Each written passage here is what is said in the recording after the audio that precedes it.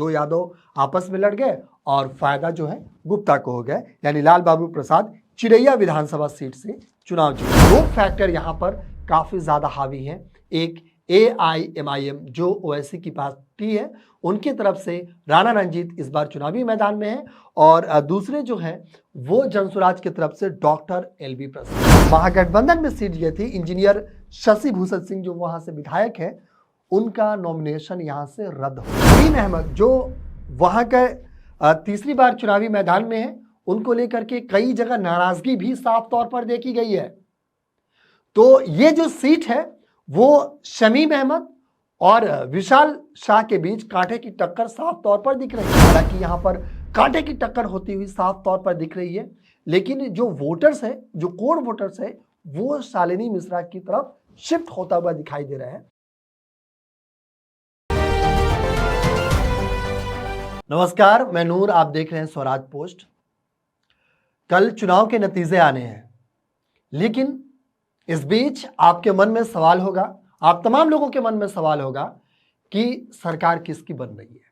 आपने तमाम तरह के सर्वे देखे होंगे, तमाम तरह के एग्जिट पोल देखे होंगे और आप शायद जान भी गए होंगे, लेकिन क्या आपने अपने क्षेत्र का हाल जाना?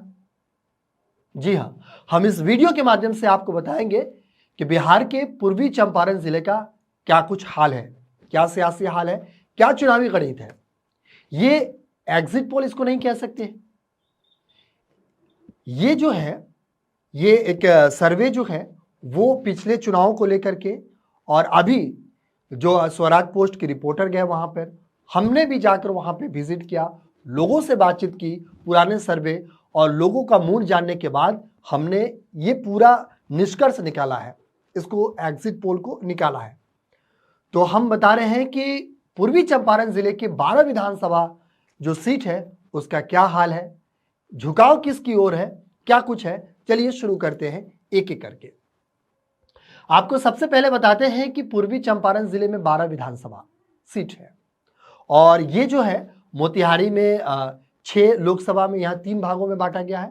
मोतिहारी में 6 सीट आती हैं, और इसके अलावा शिवहर में 3 है, और पश्चिमी चंपारण में 3 जो है वो सीट आते हैं, यानी कि लोकसभा पूर्वी चंपारण में 3 है, और इस तरीके से विधानसभा सीटों का बंटवारा किया गया है।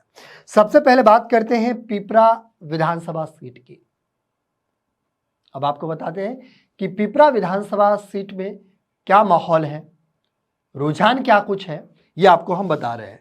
पिपरा में अगर पिछले बार की बात करें, 2020 विधानसभा चुनाव की बात करें, तो श्याम बाबू प्रसाद जो बीजेपी से हैं वो विधायक के बने थे, 8,177 वोट से वो जीते थे।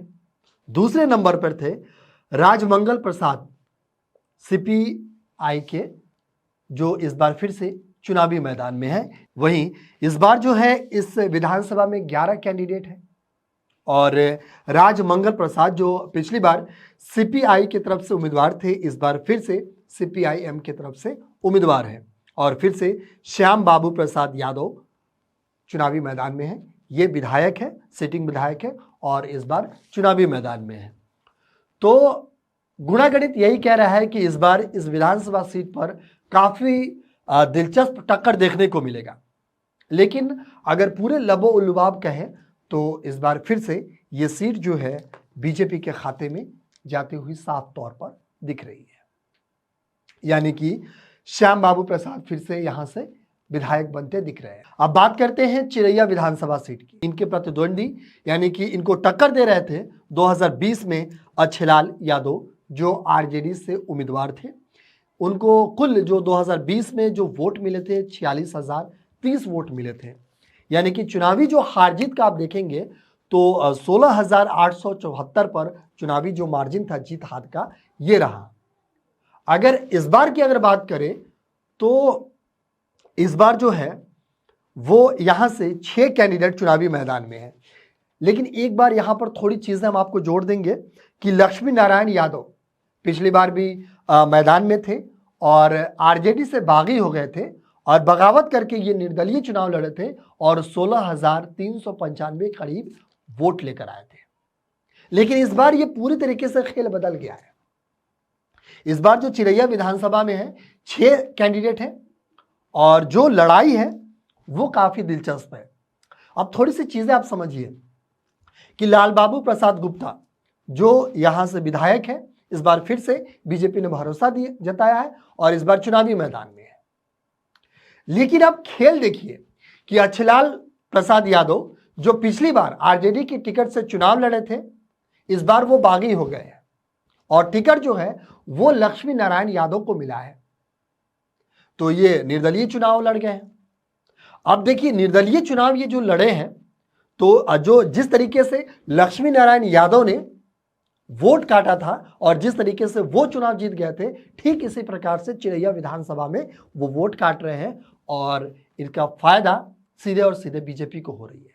यानी कि लाल बाबू प्रसाद यादव यहां से साफ तौर पर जीतते हुए दिख रहे हैं।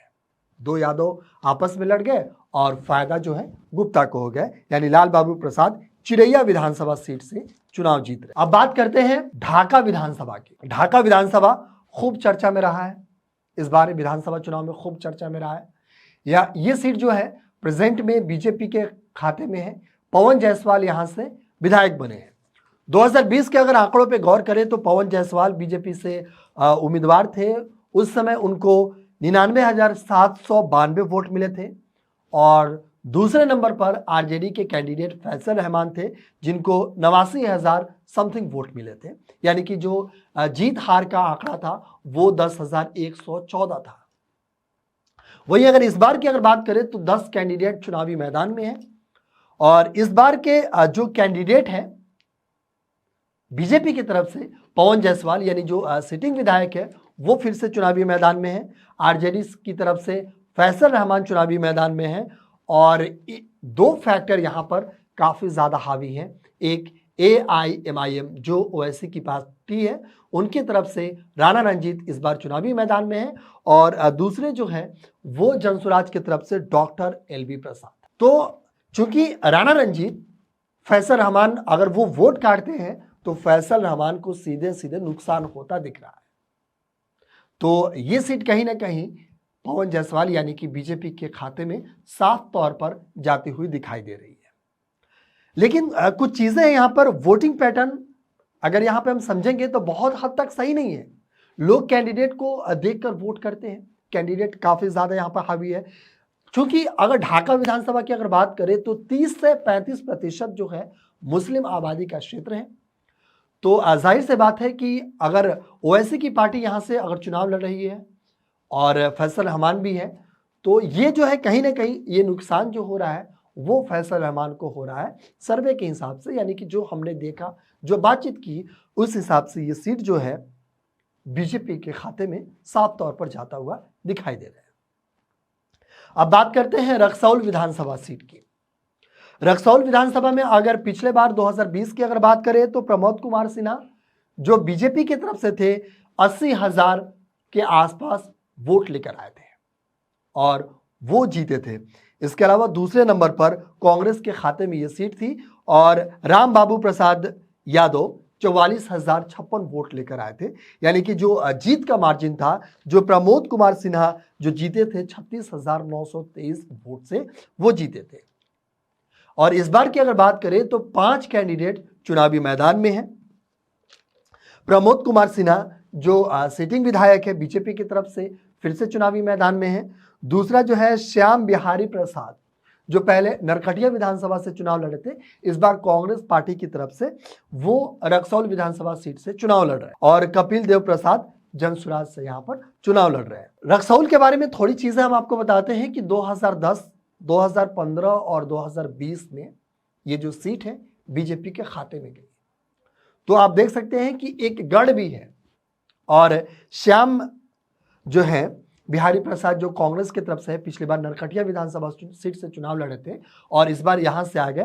चूंकि वो बदले हैं, हालांकि वो भी काफी छवि वाले नेता है और काफी जमीनी नेता माने जाते हैं, लेकिन ये जो रक्सौल सीट है चूंकि बीजेपी का एक गढ़ भी माना जाता है, तो ये सीट जो है इस बार कांटे की टक्कर के साथ जो है बीजेपी के खाते में जाती हुई साफ तौर पर दिख रहे हैं। यानी कि अभी हमने जिक्र किया आपको पिपरा, चिरैया, ढाका और रक्सौल, इन 4 सीटों का रुझान ये है कि ये 4 सीटें फिलहाल बीजेपी के खाते में जाते हुए साफ तौर पर दिखाई दे रहे हैं। अब अगला जो सीट है विधानसभा है वो सुगौली विधानसभा है। सुगौली विधानसभा में इस बार गजब का खेल हुआ है। सबसे पहले थोड़ी सी चीजें हम आपको समीकरण बताते हैं, फिर आप समझ जाएंगे कि कैसे खेल हुआ है। सुगौली विधानसभा में 2020 में आरजेडी की तरफ से इंजीनियर शशि भूषण सिंह थे, जो 65,267 वोट लेकर चुनाव जीते थे। दूसरे नंबर पर वीआईपी से यहाँ कैंडिडेट थे रामचंद्र सैनी, जो 61,820 जो है वोट लेकर आए थे। यानी कि जीत का अगर मार्जिन हम देखेंगे तो 3447 के आसपास ये जो जीत का मार्जिन था। तो जाहिर सी बात है कि ये जो सीट पे है काफी दिलचस्प है जो है वो लड़ाई हुई थी। लेकिन इस बार अगर हम बात करें तो 5 कैंडिडेट यहां से चुनावी मैदान में हैं, जिसमें बबलू गुप्ता लोक जनशक्ति पार्टी से हैं, यानी रामविलास पार्टी, चिराग पासवान की जो पार्टी है उनसे बबलू गुप्ता इस बार चुनावी मैदान में है। दूसरे जो है जनसुराज्य की तरफ से है अजय कुमार झा, और ये जो महागठबंधन में सीट ये थी इंजीनियर शशि भूषण सिंह जो वहां से विधायक है, उनका नॉमिनेशन यहां से रद्द हो गया और यहां से तेज प्रताप यादव की पार्टी भी फिलहाल चुनावी मैदान में है। तो ये जो सीधी सीधी लड़ाई है वो जनसुराज और रामविलास पासवान की जो पार्टी है उनके बीच खड़ी हुई टक्कर के तौर पर देखा जा रहा है। तो यहां पर जनसुराज का प्रतिशत बढ़ सकता है, लेकिन ये जो सीट है वो चिराग पासवान की झोली में साफ तौर पर जाते हुए दिखाई दे रहे हैं, यानी बबलू गुप्ता यहां से साफ तौर पर जीतते हुए दिख रहे हैं। अब अगले बात करते हैं नरकटिया विधानसभा सीट की। नरकटिया विधानसभा सीट 2020 के आंकड़ों की बात करें तो डॉक्टर शमीम अहमद जो आरजेडी के प्रत्याशी थे वो 85,562 वोट के साथ चुनाव जीते थे 2020 में। दूसरे नंबर पर थे श्याम बिहारी प्रसाद जेडीयू की तरफ से, जो अभी रक्सौल चले गए हैं। वो 57,771 वोट लेकर आए थे और जीत का जो मार्जिन था वो 27,000 के आसपास था, 27,000 कुछ वोट में से मार्जिन थी। और यहां पर एक सोनू कुमार मुखिया थे चिराग पासवान की पार्टी से, वो भी यहां से चुनाव जीते थे, अच्छे खासे वोट लेकर आए थे। अब आते हैं इस बार के विधानसभा चुनाव में। इस बार यहां से 6 कैंडिडेट चुनाव लड़ रहे हैं, अपने भाग्य के आजमा रहे हैं।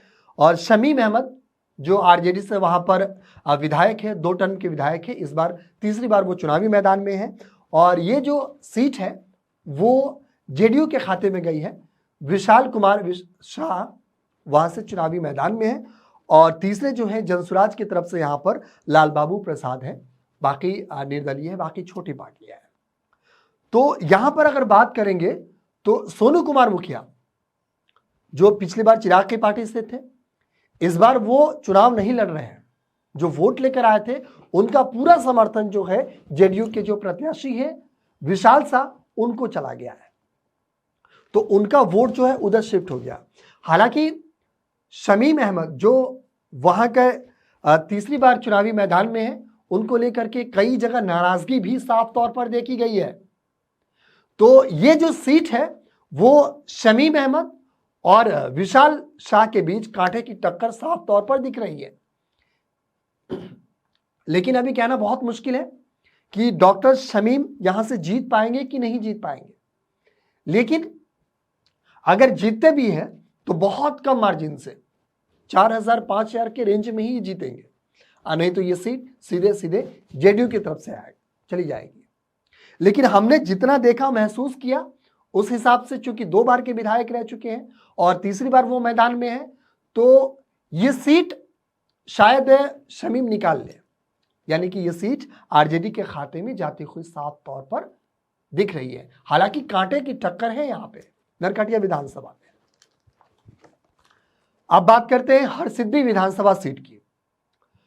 2020 की अगर बात करें तो यहां पर कृष्ण नंदन पासवान बीजेपी की तरफ से थे और उनको 84,615 वोट मिले थे। दूसरे नंबर पर कुमार नागेंद्र बिहारी जो आरजेडी की तरफ से थे, 68,930 वोट मिले थे। और जो जीत का मार्जिन था वो 16,000 वोटों के आसपास था। लेकिन अगर इस बार की अगर बात करेंगे तो 6 कैंडिडेट चुनावी मैदान में हैं। राजेंद्र कुमार आरजेडी की तरफ से हैं, जो पूर्व विधायक भी रह चुके हैं, और कृष्ण नंदन पासवान जो यहां पे प्रेजेंट विधायक है बीजेपी की तरफ से, इस बार फिर से चुनावी मैदान में है, जो बिहार सरकार के मंत्री भी है। तो अगर गुणागणित अगर समझेंगे, देखेंगे चीजों को लेकर के, तो ये जो सीट है वो बीजेपी खाते में साफ तौर पर जाती हुई दिखाई दे रही है। यानी कि हरसिद्धि से बिहार सरकार के मंत्री कृष्णनंदन पासवान चुनाव जीत रहे। अब बात करते हैं केसरिया की। केसरिया विधानसभा सीट की अगर बात करें तो 2020 में जेडीयू के प्रत्याशी शालिनी मिश्रा 40,219 वोटों से जीते थे। वहीं दूसरे नंबर पर संतोष कुशवाहा आरजेडी से 30,992 वोट लेकर आए थे, और जो जीत का मार्जिन था वो 9,227 के आसपास जीत का मार्जिन था। अगर इस बार की अगर बात करें तो 10 कैंडिडेट इस बार केसरिया विधानसभा में अपनी किस्मत आजमा रहे हैं, और शालिनी मिश्रा जो वहां से विधायक है जेडीयू से, इस बार फिर से चुनावी मैदान में है, और वीआईपी से वरुण विजय यहां पर चुनावी मैदान में है। वरुण विजय वही जो एमएलसी महेश्वर सिंह जो है उनके बेटे हैं वरुण विजय। हालांकि यहां पर कांटे की टक्कर होती हुई साफ तौर पर दिख रही है, लेकिन जो वोटर्स है, जो कोर वोटर्स है, वो शालिनी मिश्रा की तरफ शिफ्ट होता हुआ दिखाई दे रहा है। तो कांटे की टक्कर के साथ बहुत क्लोज फाइट देते हुए शालिनी मिश्रा यहां से चुनाव जीत रही है। यानी कि ये सीट, केसरिया सीट जो है, यहां से जेडीयू चुनाव जीत रही है।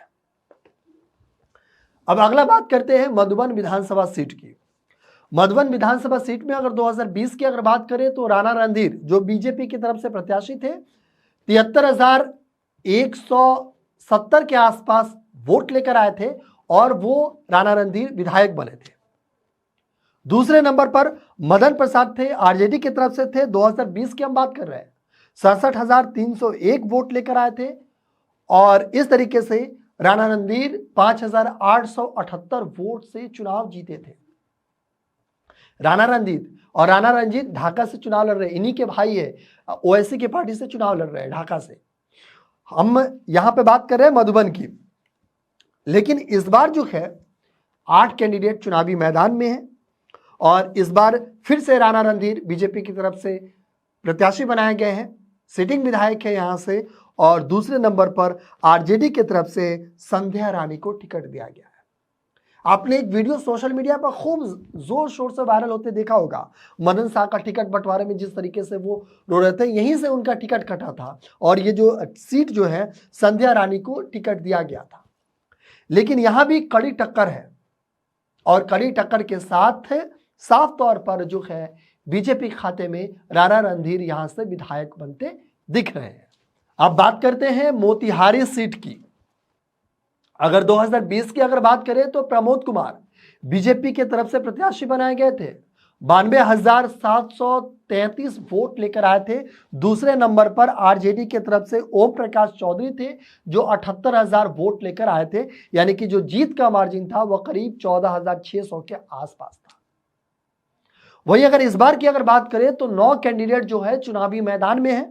प्रमोद कुमार जो वहां से विधायक है, 3 टर्म के विधायक है, चौथी बार अपनी किस्मत आजमा रहे हैं। 2010 में, 15 में और 20 में यहां से चुनाव जो जीते हैं प्रमोद कुमार, इस बार फिर से चुनावी मैदान में है। लेकिन आरजेडी ने जो टिकट दिया है वो देवा गुप्ता को दिया है। और यहां का अगर थोड़ी सी चीजों हम बात करेंगे तो ये जो विधानसभा है वो शहरी और ग्रामीण का मिक्स है, ग्रामीण मिक्स है। और जो बीजेपी यहां से जीतती आई है, बीजेपी एक गढ़ है, बना ली है अपने आप को यहां पे, तो वो जो जीतती आती है वो मध्यवर्गीय उच्च जाति व्यापार वर्ग से इनको समर्थन अच्छा खासा मिलता है। अब चूंकि अगर आरजेडी की तरफ से अगर हम देखेंगे तो देवा गुप्ता भी गुप्ता समाज से आते हैं, और चूंकि यहाँ पे जो व्यापार संबंध है, इस बार का जो समर्थन है वो देवा गुप्ता को मिला है। तो ये जो सीट है वो टक्कर तो बहुत जबरदस्त है, लेकिन ये जो सीट है वो कहीं ना कहीं आरजेडी के खाते में जाती हुई साफ तौर पर दिखाई दे रही है।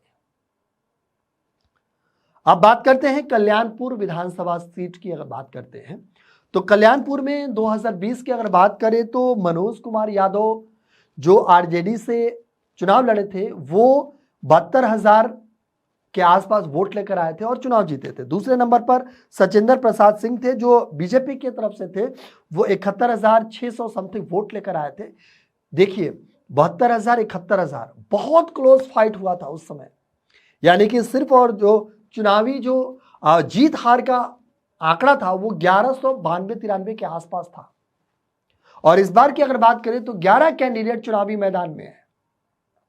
मनोज कुमार यादव आरजेडी की तरफ से फिर से चुनावी मैदान में है, सिटिंग विधायक है वहां से, और सचिंदर प्रसाद सिंह जो पहले विधायक भी रह चुके हैं और इस बार फिर से बीजेपी की तरफ से वहां पे प्रत्याशी है। और पिछली बार यही सेम कैंडिडेट, सेम प्रत्याशी कांटे की टक्कर दिए थे, यानी कि जो जीत हार का जो मुकाबला था वो 1100 के आसपास था, 1200 1193 1200 के आसपास था। और इस बार फिर से चुनावी मैदान में है। लेकिन अब आप सोच रहे होंगे कि पिछली बार अगर इतनी क्लोज फाइट थी तो इस बार क्या होगा? क्या इस बार सचिंदर प्रसाद सिंह चुनाव जीत रहे हैं? तो थोड़ी सी चीजें हम टिकट बंटवारे के समय देखेंगे कि जिस तरीके से सचिंदर सिंह का वीडियो वायरल हुआ था, अश्लील वीडियो वायरल हुआ था, उसको लेकर के जो पढ़े लिखे लोग हैं उनमें काफी नाराजगी देखी गई थी। खास करके बीजेपी के अंदर नाराजगी देखी गई थी। बीजेपी के जो क्षेत्र में कल्याणपुर के जो लोग हैं वो काफी ज्यादा नाराज थे कि एक विधायक ऐसा कैसे कर सकता है। तो इसको लेकर के उनकी छवि काफी ज्यादा कल्याणपुर में खराब हुई थी। तो इसका भी जो है वोट में तब्दील हुआ है, ये भी वोट में साफ तौर पर दिखाई दे रहा है। तो ये जो सीट है वो कल्याणपुर से आरजेडी के खाते में जाते हुए साफ तौर पर दिख रहे हैं, यानी मनोज कुमार यादव यहां से चुनाव जीत रहे हैं। अगर उनका ये वीडियो वायरल ना होता तो शायद तस्वीर जो है दूसरी होती और लोगों में नाराजगी ना होती और ये तस्वीर पूरी तरीके से बदल गई होती और ये सीट बीजेपी के पाले में चली जाती साफ तौर पे।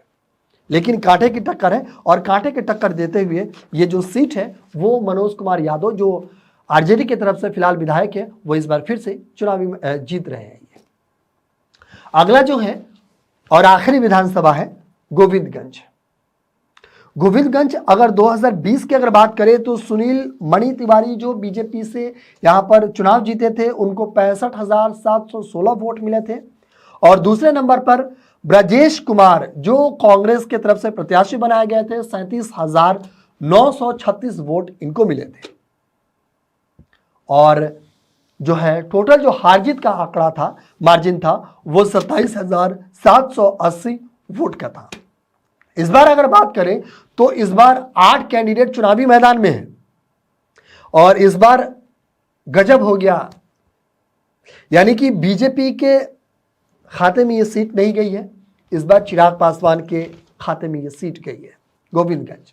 तो सुनील मणि तिवारी जो 27,000 समथिंग वोटों से चुनाव जीते थे, उनका सिटिंग विधायक थे, उनका टिकट काट दिया गया और यहां से एलजेपी के प्रदेश अध्यक्ष राजू तिवारी को टिकट दिया गया और वो यहां से चुनावी मैदान में है। इनके जो खिलाफ है वो कांग्रेस की तरफ से प्रत्याशी बनाए गए हैं शशि भूषण राय उर्फ गप्पू, कांग्रेस की तरफ से प्रत्याशी बनाए गए हैं। तो गोविंदगंज का हाल आप देखेंगे तो यहां से राजू तिवारी चुनाव जीत गए, यानी कि ये जो सीट है वो चिराग पासवान के खाते में साफ तौर पर जाते हुए दिखाई दे रहे हैं। अब देखिए जिस तरीके से हमने चुनाव से पहले जाकर के लोगों से बातचीत की, फील्ड रिपोर्टिंग की, स्वराज पोस्ट की टीम ने रिपोर्टिंग की, उस समय लोगों का जो मिजाज था वो पूरी तरीके से आरजेडी के फेवर में था। लेकिन वोट वाले दिन ये पूरी तरीके से मिजाज पूरी बदल गई है और जो पूर्वी चंपारण का जो 12 विधानसभा सीट है उस विधानसभा सीट में से जो है 9 सीट एनडीए के खाते में जाते हुए साफ तौर पर दिख रहे हैं और 3 सीट इंडिया अलायंस के खाते में जाते हुए साफ तौर पर दिख रहे हैं। एक जो है वो नरकटिया विधानसभा सीट जिसका मैंने जिक्र किया, हालांकि वो बहुत मार्जिन उसका कम रह सकता है, 5,000 के आसपास रहेगा। दूसरा जो है कल्याणपुर, इसका भी मार्जिन कम रह सकता है लेकिन चुनाव ये जीत रहे हैं। और तीसरा जो है वो मोतिहारी देवागुप्ता, ये भी तीनों कांटे की टक्कर चल रही है। थोड़ा भी इधर उधर हुआ तो ये तीनों हाथ सीट भी जा सकता है। तो ये पूर्वी चंपारण जिले का चुनावी गणित है और चुनावी समीकरण जो हमने देखा जो तमाम तरह के एग्जिट पोल नहीं कह सकते हैं इसको, हमने जो देखा, जो रिपोर्टिंग किया, लोगों से बातचीत की, जो नेताओं से बातचीत की, जो फील्ड में चीजें हुई, उन्हीं तमाम वीडियो के आकलन को लेकर के हमने यह आकलन किया है और ये सीट जो है हमने आपको दिखाया है। बहरहाल अगर हमारे यह वीडियो अच्छा लगे तो हमारे इस वीडियो को जरूर लाइक करें, सब्सक्राइब करें और ज्यादा से ज्यादा शेयर जरूर करें। नमस्ते।